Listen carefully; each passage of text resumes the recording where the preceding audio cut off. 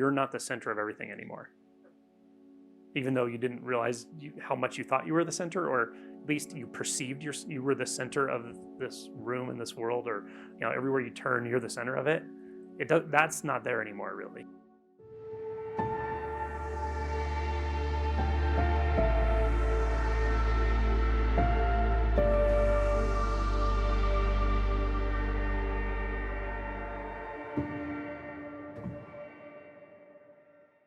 Presence as emptiness. Presence as shunyata. Emptiness does not mean, by the way, awareness or consciousness. It doesn't mean being empty of objects. And importantly, emptiness does not exist on its own. This is where the Heart Sutra shines. This is the Heart Sutra. The Bodhisattva of compassion from the depths of prajna wisdom saw the emptiness of all 5 skandhas and sundered the bonds that create suffering. Know then, form here is only emptiness. Emptiness is only form. Form is no other than emptiness, and emptiness is no other than form. Feeling, thought, and choice, consciousness itself, are the same as this. Dharmas here are empty, all of the primal void. None are born or die, nor are they stained or pure, nor do they wax or wane. So in emptiness, no form, no feeling, thought, or choice, nor is there consciousness. No eye, ear, nose, tongue, body, mind. No color, sound, smell, taste, touch, or what the mind takes hold of. Nor even active sensing. No ignorance or end of it, or all that comes of ignorance. No withering, no death, no end of them. Nor is there pain, or cause of pain, or cease in pain. Not even wisdom to attain. Attainment too is emptiness. So know that the Bodhisattva, holding to nothing whatever, but dwelling in prajna wisdom, is freed from delusive hindrance, rid of the fear bred by it, and reaches clearest nirvana. All Buddhas of past and present, Buddhas of future time, through faith in prajna wisdom, come to full enlightenment.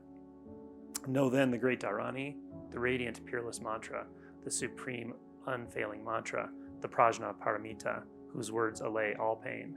This is highest truth beyond all doubt. Know and proclaim gate gate, paragate, parasamgate, bodhi svaha, which means gone, gone, gone beyond, gone altogether beyond, awake, rejoice. That's form as emptiness and emptiness as form.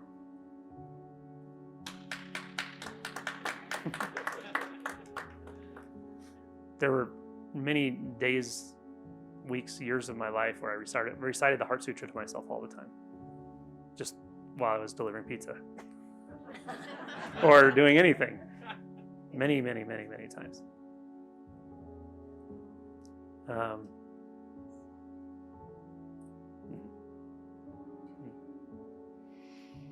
Yep. So, presence as emptiness. This is what it's all about. And it's also where nothing's ever been about anything at all. And those are not two interpenetrated realities. So as we move through shadow, as we integrate shadow and so forth, I want to say, okay, here's the point where you know you're done with that. That you should never hit a point where you think you're done with shadow. That would be silly. How could you know that? How could you ever? It's just, if you're thinking like I'm done with that, it wouldn't make any sense. It's probably not a good idea to buy into that thought. However, it does soften a lot, for sure. It does settle a lot. It does really, like I said, shadow is presence, consciousness is presence, sensation is presence, sound is presence. All of that really does start to coalesce and starts to feel more like that one taste.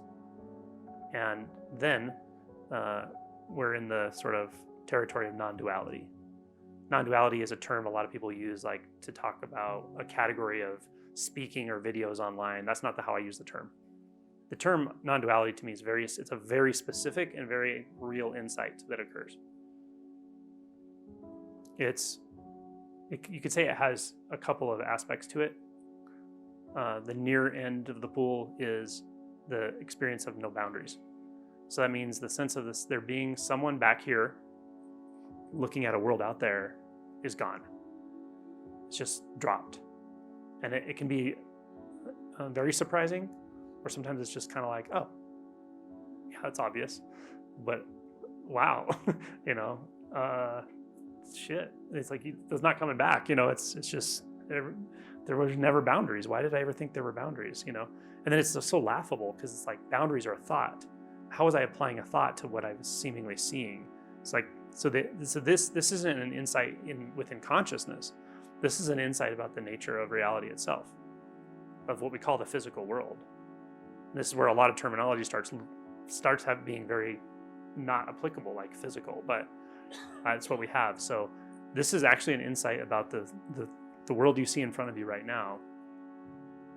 I'm sure I know there are people in here who have that insight, and there are people who probably have tastes of it, and there are people for whom it's probably like, what are you talking about? You know, but it doesn't matter. It's available to anybody. So that's the near end of the pool. The sense of a subject and object being a construct that we sort of kind of use almost to seem to navigate the world. We feel like it's necessary. It feels like we're doing it all the time without realizing we're doing it all the time. And when you just realize that, that's a big step. When you realize like, oh my God, that's added on. I'm actually adding that experience onto this because it's not here. That in and of itself is important. And then the whole construct can just sort of stop operating.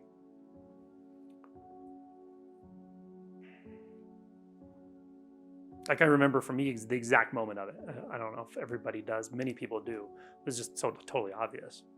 And it feels kind of like the center drops. It's not formless, but it's centerless in some sense. It also feels like you're not the center of everything anymore. Even though you didn't realize how much you thought you were the center, or at least you perceived you were the center of this room and this world, or you know, everywhere you turn, you're the center of it. That's not there anymore, really. So I can't describe how that is because there's not really a good description for it, but it's something like a little more like kaleidoscopic or something. Hard to explain it. Some people, this wasn't me, but I can perceive what they're talking about easily. For some people, it's like all of a sudden the world seemed three-dimensional, and all of a sudden it's like flat.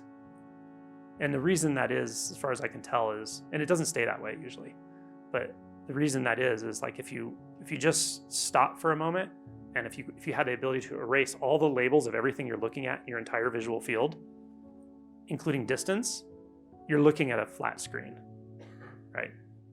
The visual field is a flat screen. Like for instance, if you showed a baby this room, like from my point of view, let's say you stuck a baby here and the baby could talk, you know, the baby's not going, oh, there's someone out here, there's someone here, it's just like colors and mosaic that's just flat, right? Probably.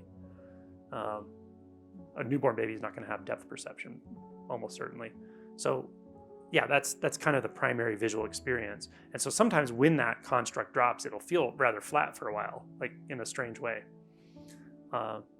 At the same time, it will still feel like there's dimension, that there's perceptual distance, that there's actual form, that objects actually exist.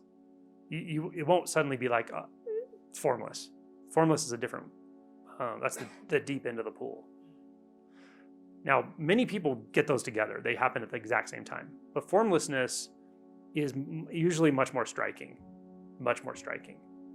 because it's like you're looking at something and you're like, you know, that there's a camera right there, but there's actually no camera there. There's literally no camera there. We just agree that there's a camera there, and that's what, so that makes it seem to be there. But that's not what's actually happening, you know, or everything looks like that. It's like literally formlessness is seen to be the primary experience. It's the primary truth, actually. And it's so real. This is the part that's, well, it's impossible to purvey to somebody who hasn't had the realization. It's literally impossible because you can't know it until you know it. But it's so real that it's very, very obvious that it's more real than the way you used to perceive reality. And that's weird. Because you kind of start, for me, it felt like I was like a stranger in a strange land. I knew most people didn't experience this. I suspected no one I knew ever had experienced this, and yet I was living in it. And it was kind of a trip. For me, it wasn't scary. It wasn't it was really cool. It was like so natural, so real.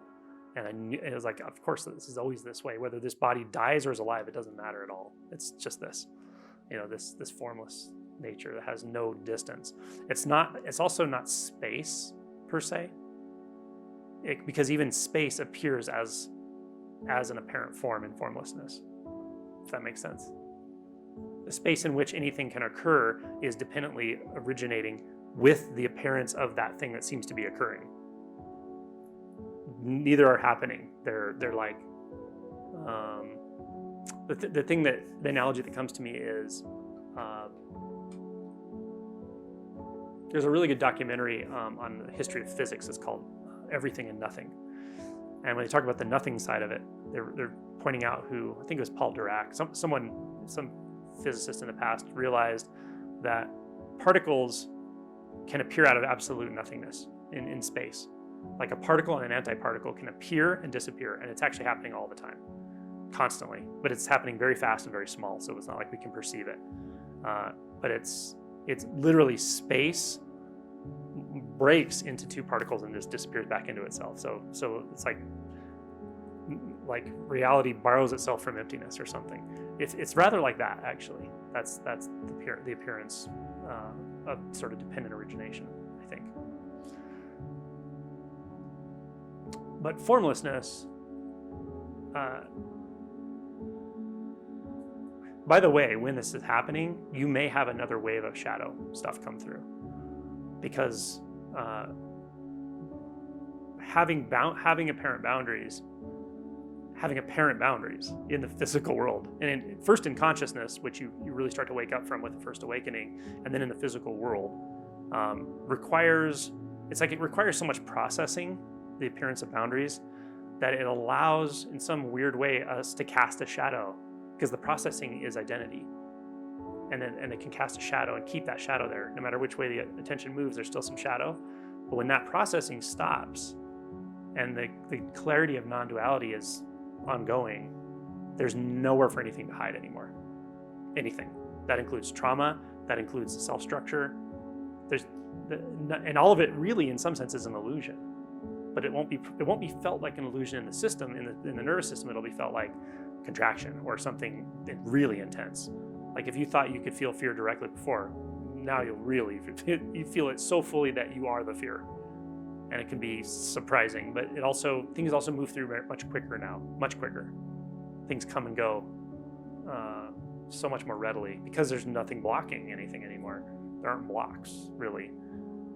Well, I can't say there are no blocks, but they're more. The blocks are more like a tendency to hold, or like a resistance. But there's nothing to actually anchor that resistance to anymore. So the resistance kind of struggles with itself in nowhereness, and it's really uncomfortable when that happens, because you're unidentified. You're fully feeling the resistance, but it also doesn't last that long, because it can't. It has nowhere to anchor itself, so it can't come into apparent being anymore. If that makes sense. I don't know. Hopefully this is making some sense. Okay. So yeah. So when we're doing non-duality contemplations, which there are a lot of ways to do it. Simple questions, precise orientations, and again, be open to any shadow stuff that comes up, because if there's a lot of polarity, there's a lot of angst, if there's a lot of tension and resistance going on inside you, then these non-dual contemplations are often too subtle.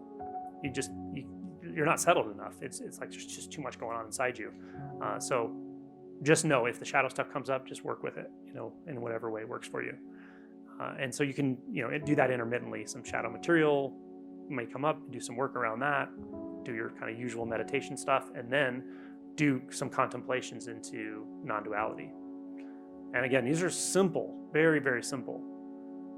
They're so simple that there's this funny phenomenon because I make videos about all these different stages, and YouTube doesn't give a shit. It just puts them out to everyone. Like, doesn't know you've not had an awakening, but you're going to watch this non-duality video. So I'll have people comment on my videos, like arguing like intellectually and philosophically with me when I'm talking about non-duality, and I'm like, just go back and watch the Basics of Awakening playlist if you're really interested in awakening. Otherwise, this is all philosophical for you. So yeah, this is nothing philosophical. There's nothing. It's not about trying to convince anyone of anything. It's actually looking into your own experience and seeing what assumptions you're making. You're not even making them. What assumptions are being made habitually that are actually making it appear as if duality exists. That's really what you're doing. That's what these exercises are for. And there are many ways to do it. I can make them up because it's easy to make them up because this is all non-dualistic, right? So it's just a matter of like, what is it that's making it appear other than non-dualistic? And there are 5 senses you can do this with, right? Essentially, you could do it in thought, actually. You can see, like, is there something standing back from thought ever that's experiencing a thought? That's one way to do it. But thought and consciousness are so slippery that it may be challenging. But working in sound can be really helpful because for a lot of people, sound is a very accessible experience of non-duality. It's less directional. It tends to be more spacious, I suppose. Maybe that's why. But ultimately, the goal, I guess you could say, is for it to appear in the visual field as boundless and formless. So, so when you just gaze out, and I assume everyone's going to do this along, right? So as you just gaze out into whatever's in front of you, right? You can kind of just take that in. Check in with the sensations in the body. If there's any tension, you can adjust something or just acknowledge it. And then just notice what's there. Notice if there's a belief that says, I'm looking outward. If there is, just set it aside to the degree you can. Just acknowledge, okay, there's a belief that says I'm looking out. Okay, set it aside. Does it look any different now? Now notice if there's maybe a belief that says there's an object out there. In the center of your vision, you may be defining an object like there's a painting out here, or a person, or the wall, or me, or whatever. Is there a belief that says, yeah, there's definitely an object right there? If there is, see if you can just set that aside too.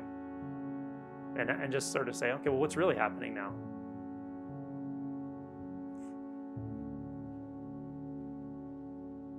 You can also ask, is there a belief that objects exist at all? And if you find that does seem like that's a layer of your experience or a veil of experience, you can set that aside as well. What is this like without that belief? Now, you may still feel that there's something there. And you can ask yourself, where does it feel like that actually is right now? Does it feel like it's here, here, here, or out there? And if it has some vague space or location, you can set that thought aside. What is it like without a location?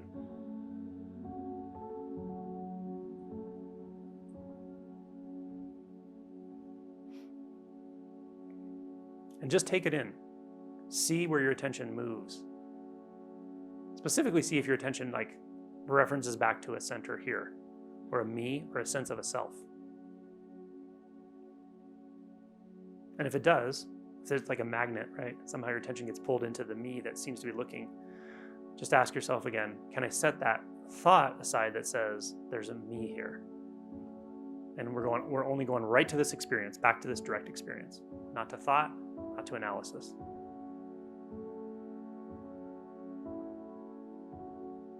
And you can ask a question like, are there boundaries?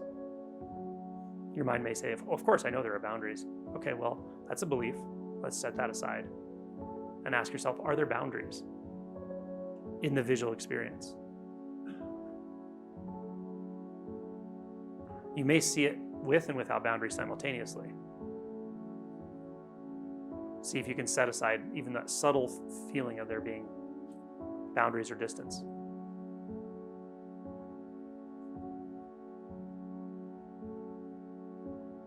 You can ask, where is this?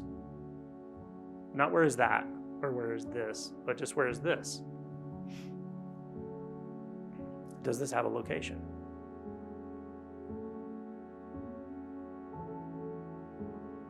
And if you want to go more subtle, you can ask, is this real or unreal? Is this inside or outside?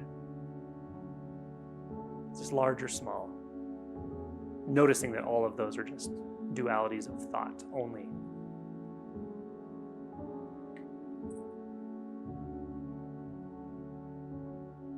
Is there anywhere that contact is broken? Does contact have any meaning if there's not two sides? What if there are no sides at all? What if there are no poles, no ends?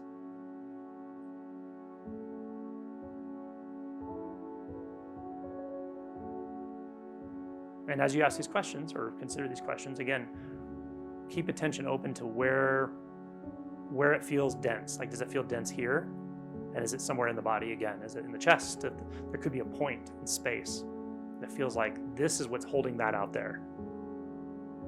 And if there is, you can do a couple things. One is you can just ask yourself, okay, whatever is in here, obviously the attention isn't looking down here, it's looking there. So then this has to be a thought based on a sensation. Kind of let the thought go. Now where's the sensation? Is it inside or outside?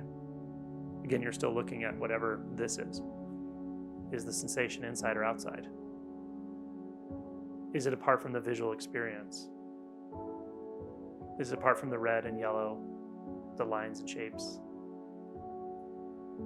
Is there a boundary? Anywhere.